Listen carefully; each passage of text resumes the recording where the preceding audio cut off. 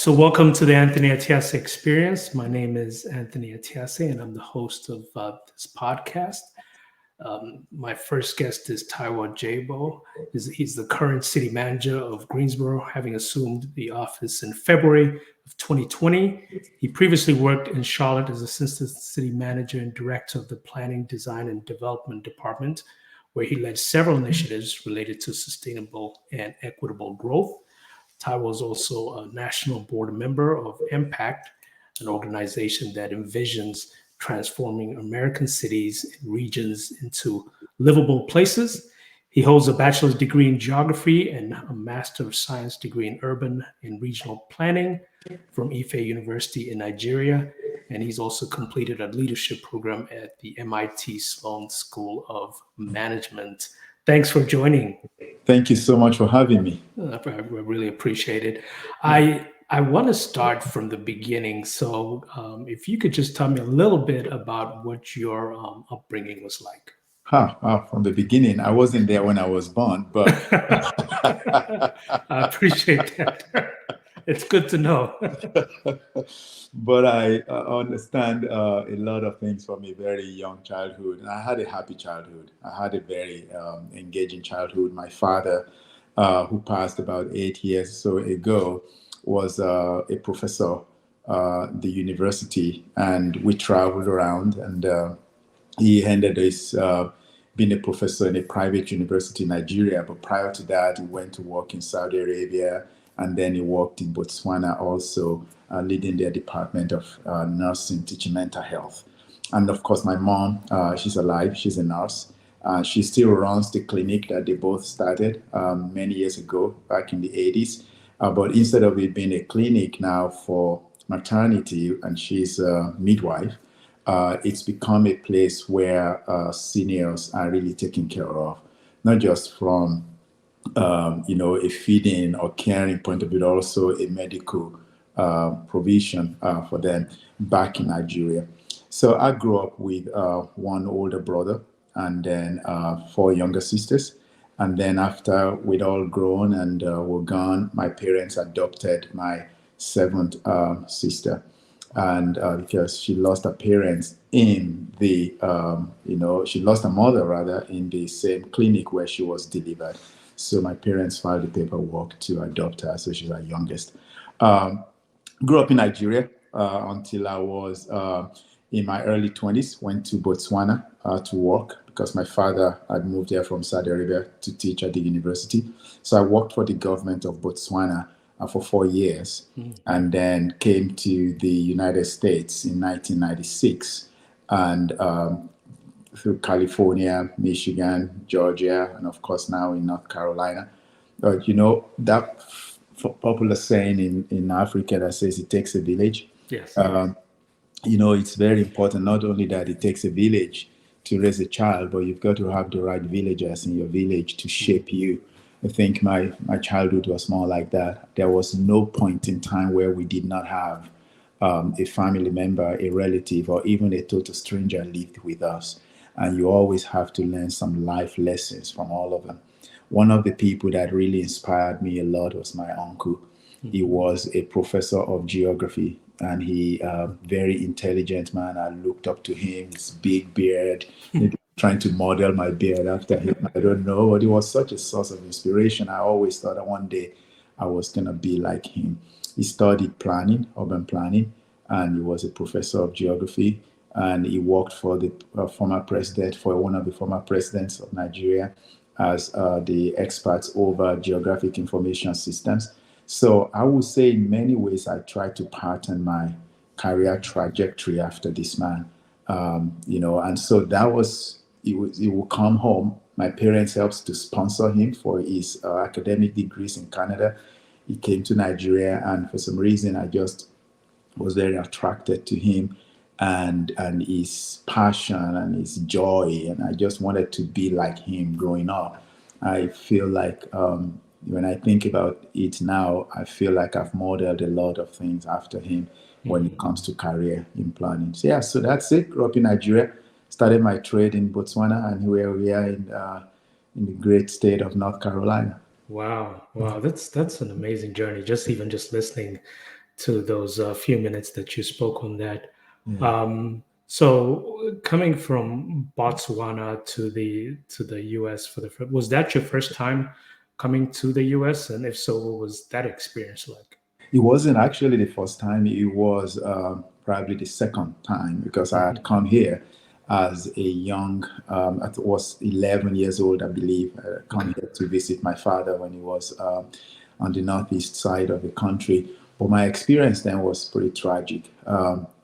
So one morning we woke up, it was in Newark, and my dad, it was a Sunday morning, and my dad had asked me and my brother to follow him to go pick up a gallon of milk and bread and egg that we were going to have for breakfast that Sunday. And we walked into this corner shop, and he was robbed at gunpoint. Oh And no. so that left a lasting impression on me that, wow, this is what life in America is like. And I remember making a decision that I would never come back to this country. Wow. That was 11 years old, and it was just to see your father. You see, tall and strong man being manhandled and strangled and pointed gun. It was a good thing that he wasn't shot or killed. Wow.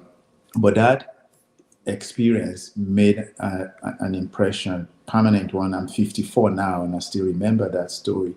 And so the questions that we started asking after that incident is, when are we going back home? When are we going back home? Yeah. So we cut short a month-long journey to a 2-week stay, and went back to Nigeria because we definitely were very frightened. It was very interesting, though, that and I received a green card in Botswana to come to the United States. The very first place I went to was Newark, New Jersey, because Wow. my friends, that's where they were living. And I always remember, man, this is the last place I had a terrible experience. What's God trying to tell me? Yes. Yeah. It was almost like God bringing me back to that same place where my experience was not good, to kind of find a way to turn it around. So it was my first port of entry into the country. But of course, our America has changed so much. By Yeah. the time I came to this country, I was now in my late 20s. And so almost more than 20 years or so have passed since that initial experience. So now that was in Newark. We moved to the US. We stayed in Newark for 1 month, then moved to California, where I ended up staying for 13 years. I have never had such a crime incident happen to me. Probably the worst that I've ever been through in terms of crime was someone breaking into my vehicle in Atlanta. So I tell people that that experience I had as an 11-year-old was not something that I ended up living with for most of my life in the US now. Unfortunately, that's the story a lot of people hear. They don't hear the other part of the story, that for the most part of our cities, we are a safe country. And, if you had one or two experiences, don't let those experiences define, you Hmm. know, your geography or your stay. So I mean, we did not know anyone when we moved to Sacramento, California. Nobody, no family, no friends. We had to start from scratch, and but we survived, Yeah. and we've ended up making a lot of friends and families, and so here we are today. And Wow. I will always remember that first time was very, very tragic, but thank God it did not end very badly. But that has not defined my experience in the United States largely. Yeah. No, that's it's interesting you say that, because for me, before I came to the States, Mhm. um, there was a perception, just based on movies that I Mhm. used to that I Yeah. used to watch, and it was a negative perception to a certain extent, as some of these movies were violent. So I was like, oh, Yes. this was the perception. But then there was another side where it it it glorified some things, and I Mhm. was like, oh yeah, I'm gonna go and see what that's all about. So it was that curiosity that I think a lot of people who come to the States get to experience. But then you come here, then there's the reality, like whether you're here or you're in other countries, there are going to be good parts of town, there's going to be Mhm. bad, like Mhm. it's going to be there, Yeah, and that's exactly. something, right? Yeah, exactly. You know that my background is in planning. Yeah. I tell people all the time, our community is what we make it. Yeah. All the time. And you live in this side of town, and crime may be bad, and you live on another side of town where crime is almost non-existent. But I tell people all the time, crime is very dynamic. It goes with goods and services and wealth creation. If people find out that there's a lot more going on over there, maybe there will be more there. If people find that there's something going on over there, then it moves. And hotspots always change. But at the end of the day, communities, when they rise up to it, when they decide that this is not the way we want to be defined, this is not how we want our community to be seen, they can change the narrative, around it. And so that's been my experience, frankly, living here in the US now since 1996. Wow. So was it your uncle that kind of influenced you to get into urban planning? It was him. It was him. Okay. So I actually had two of them. This uncle that really influenced me to get into the field of urban planning. Then there was another uncle who studied geography, but he went to work for the Nigerian Meteorological Society or Association, and he was more of a weather person. And he works with the aviation industry, and he worked with the news organizations. But I felt that my other uncle that studied planning in Canada and was really putting it to good use across the continent, frankly speaking, really introduced me to the world of planning. And I'll tell you that while I did my bachelor's in geography from Ife University, I did my master's in planning. One of the things that attracted me to it outside of the influence, my uncle is really my father, because after my geography degree, as you know, in Nigeria, there was also that National Youth Service you have to do after your 4 years of college. So I went to do that.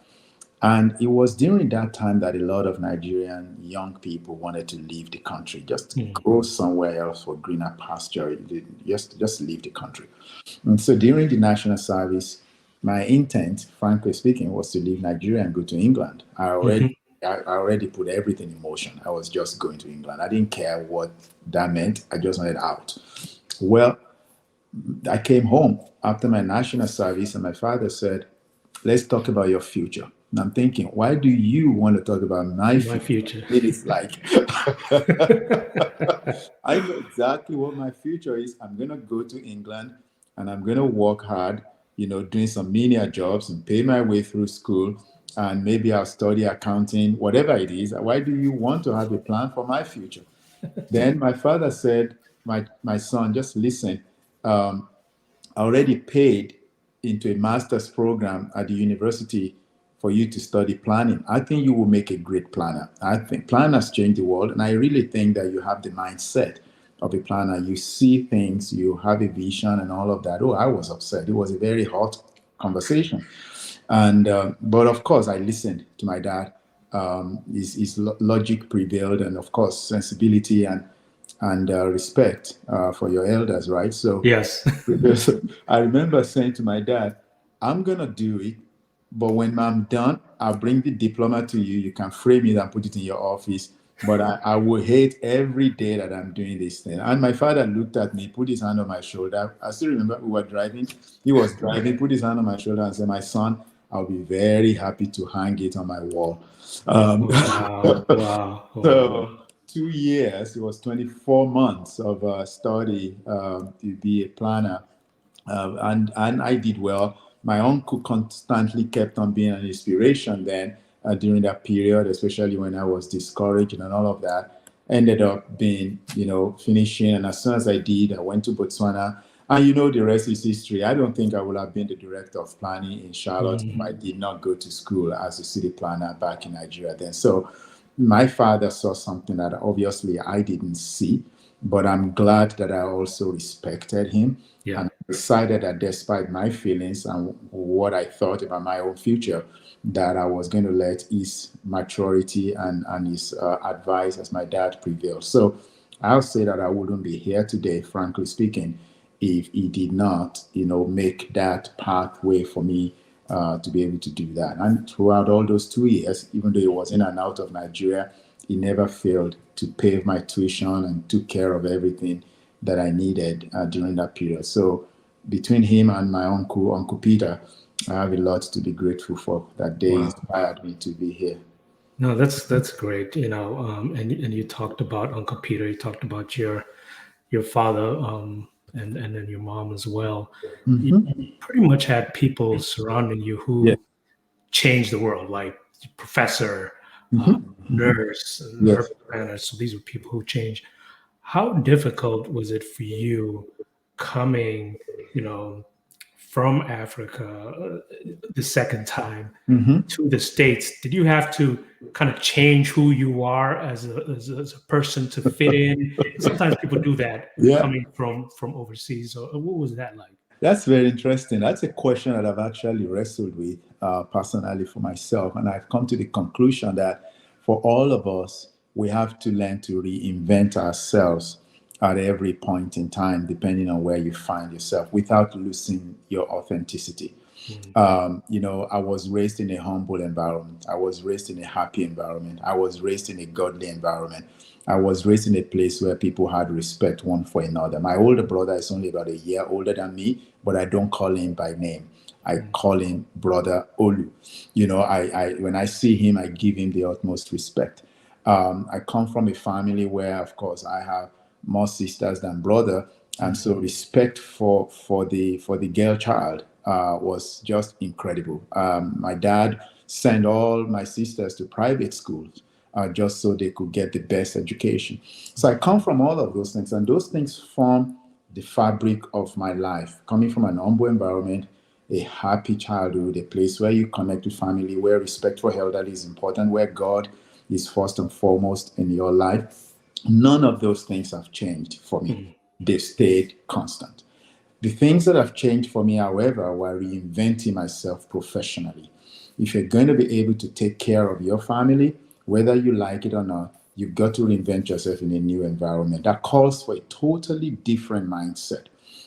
This is not a place where an uncle that you know can give you a job. yeah. This is not, this is not a place where you can just walk in without having the proper qualifications. Eventually, somebody will find out, and you may be on your way out. So I had to really study and get I got all my education in Nigeria. But the moment I had an opportunity to be an assistant city manager, the first thing I did was to sit down with my boss and say, I'd like to explore going to a school for leadership. And I've seen this program as MIT Sloan School of Government. And he said, I will pay for it and you will go. That was part of me reinventing myself as well. I felt, you know what? This master's in planning has carried me this far. Now I am an assistant city manager. I am operating not just as a technical or professional expert, but now as an administrative leader for my city. I needed to look at everything from a vantage point of view. So I was open and willing to learn. And then not only that, I also started to attach myself with mentors who were willing to walk me through. They've grown here all their lives.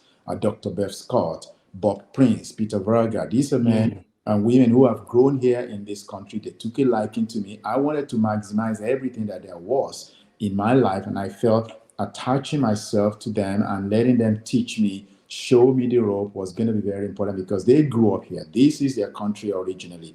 I moved here when I was 28. And so I needed to learn a lot of those things. So constantly reinventing yourself professionally without losing your authenticity was very important to me. Today, I still raise my family in the way of the Lord. I believe that those fundamentals are there. If I see anyone that's older than me, I give them respect regardless of their ethnicity. Sometimes people think I respect too much. And I never hesitate to say please, sorry, or thank you. Those are things I mm, was raised with. And so I will never reinvent those things. I think those are things that I have to stay with because they form the core of who I am and my character.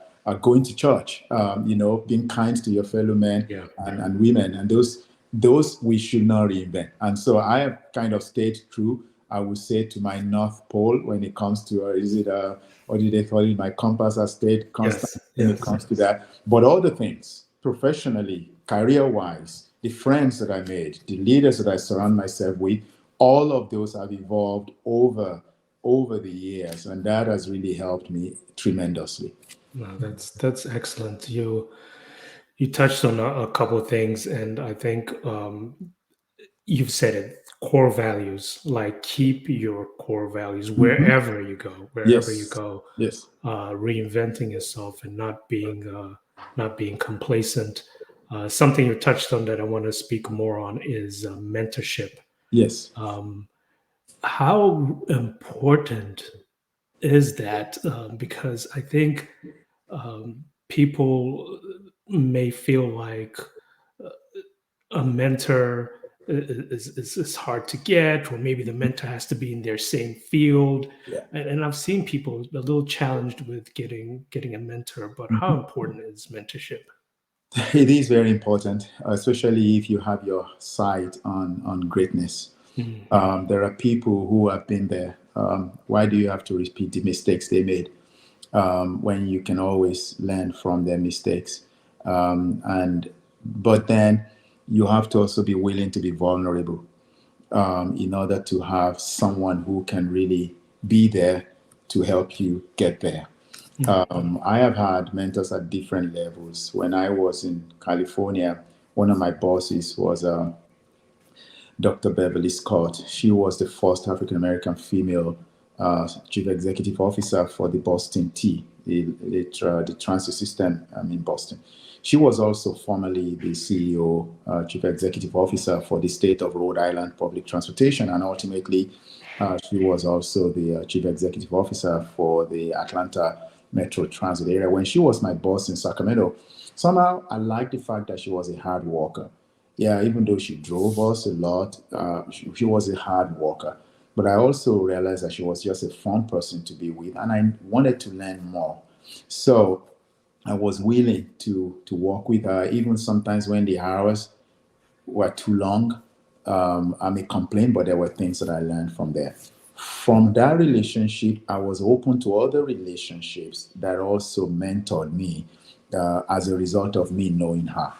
And then there were also mentorship through books that I got. John Maxwell mm, is huge. Mentoring through their books. Never met me personally, but I learned a lot. I mean, I've been in an auditorium where he spoke, but never had a personal relationship with him.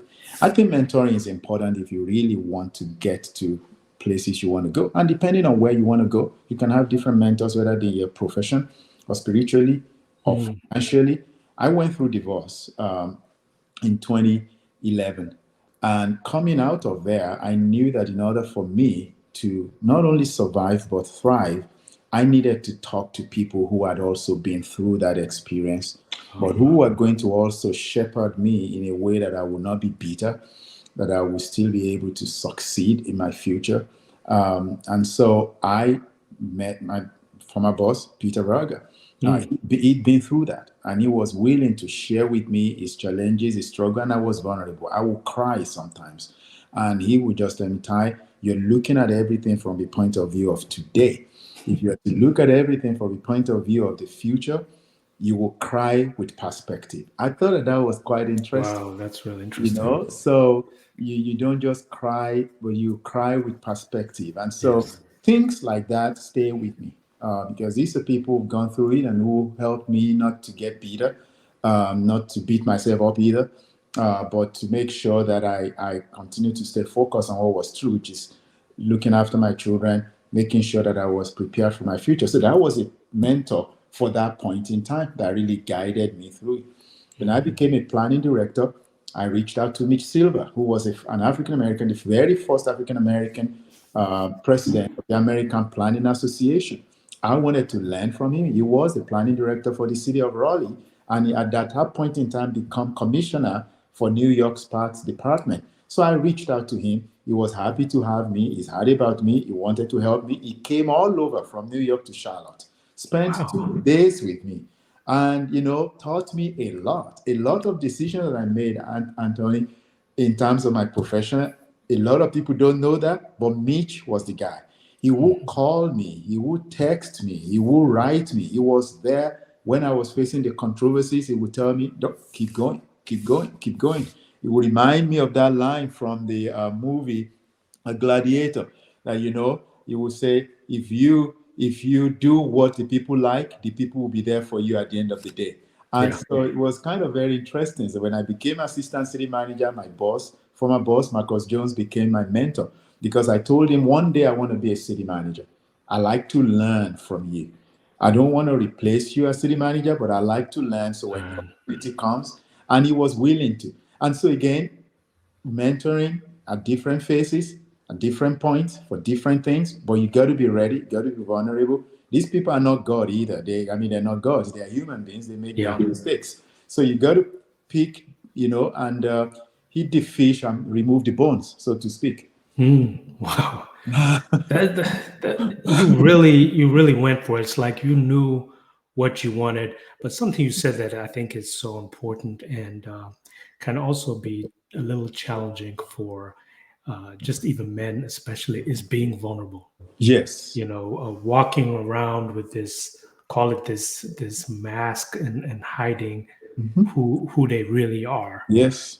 So I think that's really key. So whoever's listening out there, just what you said about being vulnerable, I think it's super super important because you opened to learning, Mhm. and I think it ties to my next question about the importance of learning, and learning doesn't stop. Mm-mm. No. Learning doesn't stop. So maybe you can touch a little bit on that, because when you talked about learning, it ties to what you said previously about reinventing yourself. Yes. So what was it that just drove you to this hunger you had to keep learning?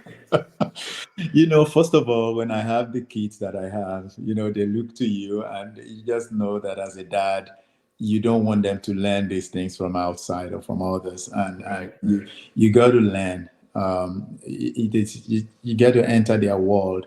And so learning for me was not just what I learned professionally, but how to educate myself when it comes to the type of music my kids listen to, when it Mm, comes to the type of things that they say. We may be at a dinner table when now we only have one at home. When they were at home, we may be at a dinner table and somebody will mention something, and out of curiosity, I want to know more. What exactly is that?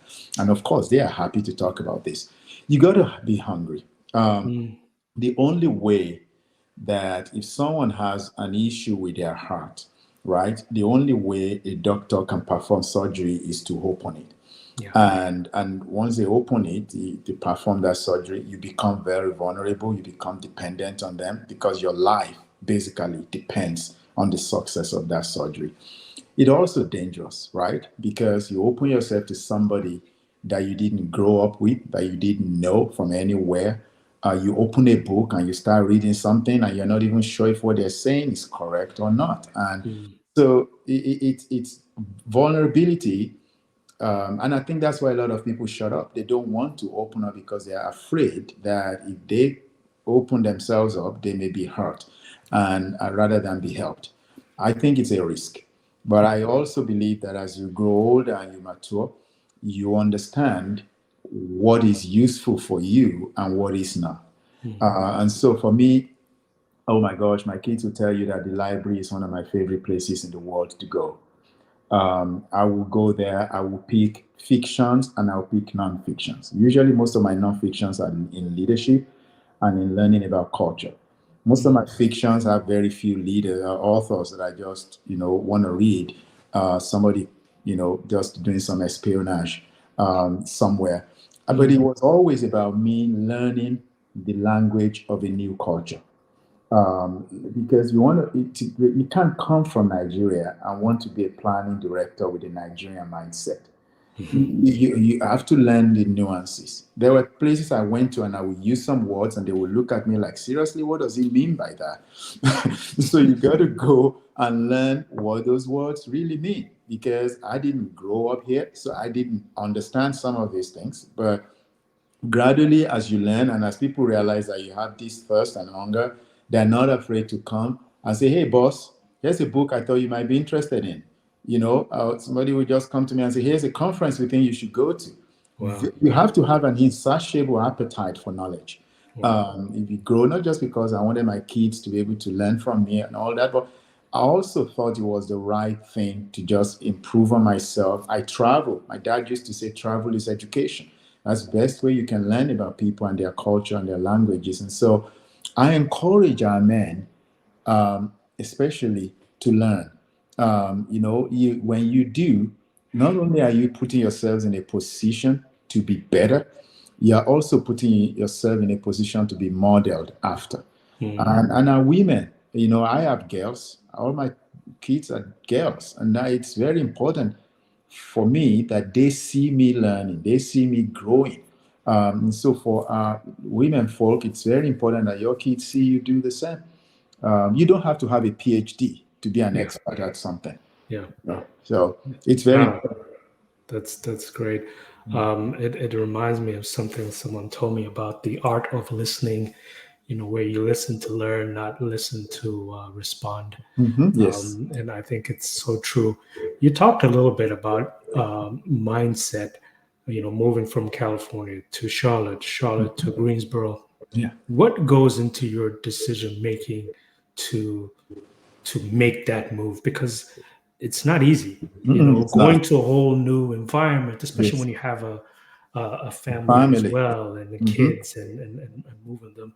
What is it that you say, okay, these are the steps that I'm going to take before making the decision? I know some people, it's like first starts with prayer. God, is it really something that I want to do, or you want me to do? So Yeah. what are your steps? Yeah, that's one of them. Sure, that I pray. But I also believe very much in watch and pray. Mm. So there is that piece of watching where I feel I have to do my own due diligence as a human being and get to put my brain power to use as to what's the cost of living in that place. Yeah. How much do they pay, this position before I make a move? Because sustaining my family obviously is going to be very key in that process. So there is that practical aspect of it where I call it watch, right? Where Yeah. you have to ask all the different questions. And then the aspect of prayer. And that prayer, though, comes in two aspects to me. Number one is what I do in my conversation with God. And number two is what I do in my conversation with my wife. Because, frankly speaking, if God says no and my wife says yes, I'm in trouble. I definitely understand that. Yeah. Or if God says yes and my wife says There's no, no then no, right. nah, so we got to go there. I want to hear that same thing that you are telling me God is telling you, Yeah. that type of thing. So I will wait until I believe that all of us are in an alignment. Take, for example, the move to Greensboro. I love Charlotte. I mean, as you know, if you had asked me, that's really where I will end my career. I just love the city. It's bustling, a lot of amenities, and a lot of wonderful things. But I also understood that if I must be a city manager, you can only have one in a city. And I was totally loyal to my former boss. There was no way I was going to undermine him to upstage him. Even if the position was vacant, I wasn't sure that I would go for it. I loved what I did. But when the opportunity came up, he was the first person I called. I said, "There's this opportunity to be city manager in Greensboro. Somebody left me a message. Can you help me talk about this?" And he said, "Okay, I'll give you a conversation about this." So we spoke. Then I told my wife. She was reluctant. My wife was, because here we are settled in Charlotte. Why do we need to go to Greensboro? But I'll tell you this, that Sunday, we were in church and the pastor talked about green light on a green light across the Red Sea was what the pastor said that day, and used some acronym for GREEN. I still remember. And that day, it didn't really hit me when he preached that message. But that day, we had decided to drive down to Greensboro just to kind of take a look around if this is something we really want to pursue. And as I'm driving, I'm thinking, Pastor just preached a message on green light across the Red Sea today, and here we are going to Greensboro. Could this have any relationship? Right. Yeah, Right. so we were talking in the car and all of that. So we got here, and my wife wasn't impressed. She wasn't impressed. And we went back. We started talking about it. And one day she just came to me and she said, what will it look like if you are the city manager in Greensboro? What does that look like for me? And so that's the watch aspect where we now started having a conversation. We had a daughter who was already in a university nearby. Another one, was looking for admission. One thing led to the other. After the city of Greensboro appointed me as their city manager, ultimately, She got admitted to University of North Carolina in Greensboro. Mm. All of the other colleges is applied to did not admit her. This was the only one after the fact. For me, that was confirmation. Mm. And so you not only do you talk to God, you talk to people who matter to you, people who will be very frank with you.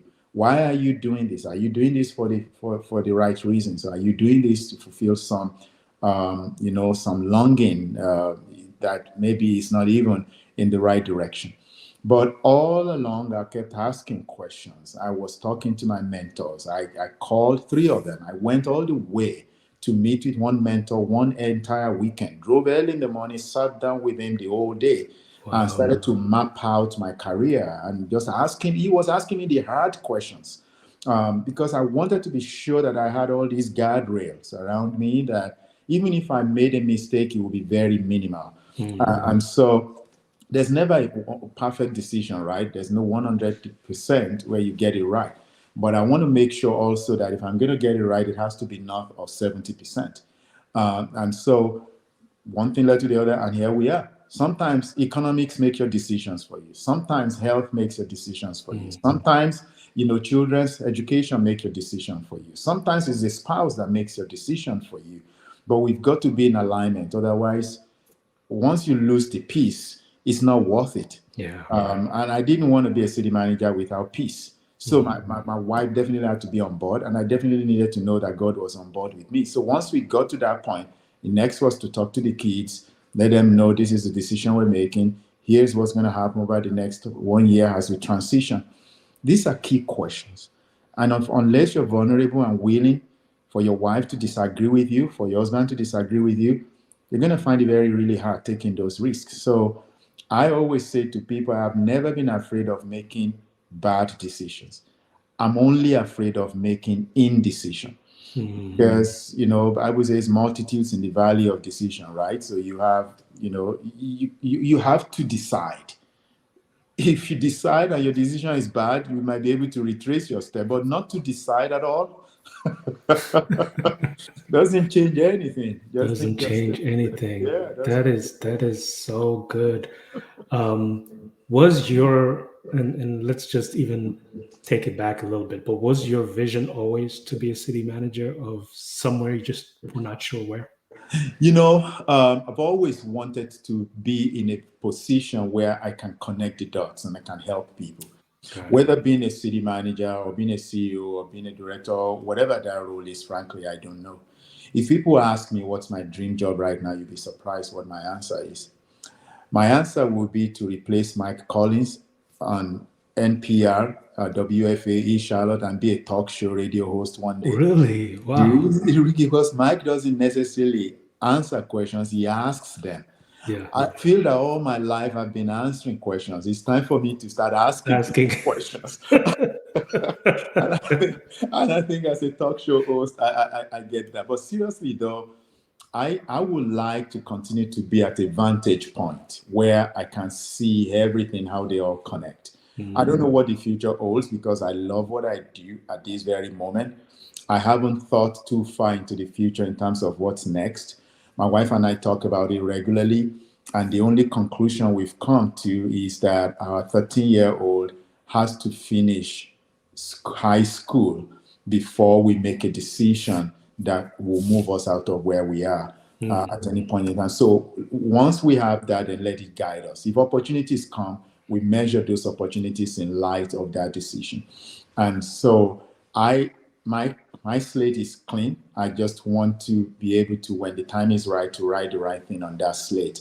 But right now, I'm happy where I am. I feel that I'm planted here for a purpose, for a reason. I would be happy if I wasn't a city manager and I'm still helping to make decisions and influence things. I love what I do. Every single day I wake up to do it. I come back home tired, sometimes stressed, but at the end of the day, I feel like I've laid something down there and I've touched some lives. I'm very happy doing it. You know, no, that's great. And there's something, you were talking, as you were talking about, and well, when I asked you whether it was to be city manager, and you were like, no, but in a position to really make an impact, to make a Yes. difference, where Yes. you see the dots connect. And I think that's it. That's how people should really start to look at what their vision looks like. Because I think sometimes we get caught into, I want to be maybe that specific thing. Yes. But then you realize if you don't become that thing, then you're like, oh, well, I failed. Yes, that's the problem. Yeah. So I really like what you said about this was the vision, and whatever ties to that vision Exactly. is what I want That's to what be. I do. Again, it takes the stress and the pressure off, Yeah. and then you don't have to worry. But I would say that if any opportunity comes, I once had an opportunity to go to Saudi Arabia and lead a major project. Wow. It was a lot of money too, but my wife talked about it, and again I said that because you've got to be open about this with the people who matter in your life, because sometimes we have blind spots, and when you talk to people who matter in your life, they will all bring out different things that they see, pros and cons. And so don't tie yourself to a particular job title, because you may not find fulfillment in it at the end of the day. But what does that do for you in terms of your vision, your mission for life? If I find an opportunity to make a difference in people's lives and just be able to have a vantage view of everything, I will consider that. But this is the best that life has offered me right now, and that God has brought me to, and I love it because it allows me to do that thing. Mm-hmm. Yeah. And you never took it, or you never take it personal when you and your wife are having this conversation and she's Yes. giving you the pros and cons Yes. of whatever it is. Because I think sometimes and not just our wives or whoever it is, mentors, whoever it is, we should be open to being vulnerable and It should be. and hearing from that individual. So I think it's important what you said, that going back to listening. So I'm going to do this. You talked about the NPR, so I want you to ask me a question because you have to start somewhere. So ask me whatever question you want as the host of NPR. That's okay. So, welcome to this show, Anthony. It's so good to have you on our show today. So, I'd like to know I'd like our listeners to hear from you. What motivated you to start the Anthony Atiase experience? I'd like just our listeners to get to understand exactly your frame of mind and what journey you're taking us on. Well, Taiwo, thank you, and thank you for being thank you for having me on your show. I really appreciate it. What inspired me? I have always been fascinated by people's stories, That's great. and I think we a lot of times we look at the end product, and I think with stories really give you an opportunity to connect with individuals. Stories are what shape people's lives. That's true. And I think one of the things that, growing up, my mom was actually a kindergarten teacher for about 20 years or so. Wow. She always used to come and tell us about people's stories and how it's been so fascinating. Uh-huh. And my dad talked about his journey and stories. So that's kind of where it came from. And I said, well, you know what? I'm going to start something that gives other people an opportunity to tell their stories. Wow, that's really good. So I will tell you to hold on to that thought while we go on a commercial break. You are good. Listen, remember, I was your first guest. Yes, I remember that. You were really good. To wrap it up, what would you say, Taiwo, to, listening to your story, listening to your journey? What would you say to someone who may not understand what the end goal is, or someone who's trying to really understand what their purpose or their vision of where they're trying to get to? What are some tips that you would give somebody who's like, I just don't know what's next? So you just have to take the step that's right in front of you. That's what I tell people. It's very hard to see, the path all the way, especially in the dark. So you have to take the step that's right in front of you, because if you're not careful, you look so far into the future, you can stumble in the moment. And so I think getting the moment is more important, because if you get it moment by moment, the journey leads somewhere. When I was leaving to come here, one of the news reporter asked me if I was ready for this next level in my journey. And I said, it's not about being ready, it's about being equipped. And I said, there's a difference between the two. Readiness almost conjures this image that I'm arrogant. Yes, this is what I've prepared for all my life. But that's not necessarily true. I didn't prepare for this all my life, but I was equipped for it. I was equipped for this next moment, surrounded myself with the right people, constantly having an opportunity to take a step back and see if I have the right tools to do what I'm doing. I don't want to second guess myself, so I always believe that you have to sharpen your tools.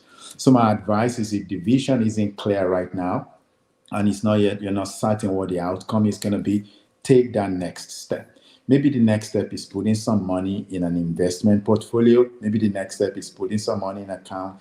Maybe the next step is your promotion at work right now. Or maybe the next step is going back to school. The next step for some people could be having a child, or the next step could just be, starting a bit, whatever that next step is. Even if the next 10, 20 years isn't clear, take the first step in the moment. Because again, like I said, sometimes we look too far out into the future and we stumble in the moment. And if you have series of stumbles, the future may never really happen the way we envision it. So I like to be able to say right now, for me, I tell people all the time, I have a busy schedule. I don't look at tomorrow's calendar today. I focus on today's calendar, and I look at it, from page to page. And when the day is over, I check tomorrow's calendar. Someone tells me, oh, wow, isn't that dangerous? That's why I have people around who can help me. That's why we have that thing called a cell phone. Yeah. You can check your calendar. I think it's very important that we don't lose sight of the moment while we're too so far caught up in what the future should be. The future will be secure. We need to be rest assured that every one of us has a plan for us somewhere out there, and we're going to achieve it. But that won't happen unless you really start taking care of what's important from day to day, from moment to moment. So take the next step, and then you get to the head of the stairs at the end of the day. Oh, that was really, really good. Said from the planner himself, there is a plan for us. That's something I think people should really take to heart. Well, I definitely appreciate you, and I appreciate what you're doing and making an impact in people's lives. I really admire people who take that step, like you said, to do what they're called to do. And I think that's where you're walking, and that's what your purpose is. So I Thank you. really appreciate you here and having a great conversation with you. Thank you so much for having me. Definitely appreciate that. And I remember you're my first guest on my show. Absolutely. Absolutely. Well, have a great weekend, and we'll definitely connect soon. Very soon. Thank you so much. Thank you. Bye bye. Bye.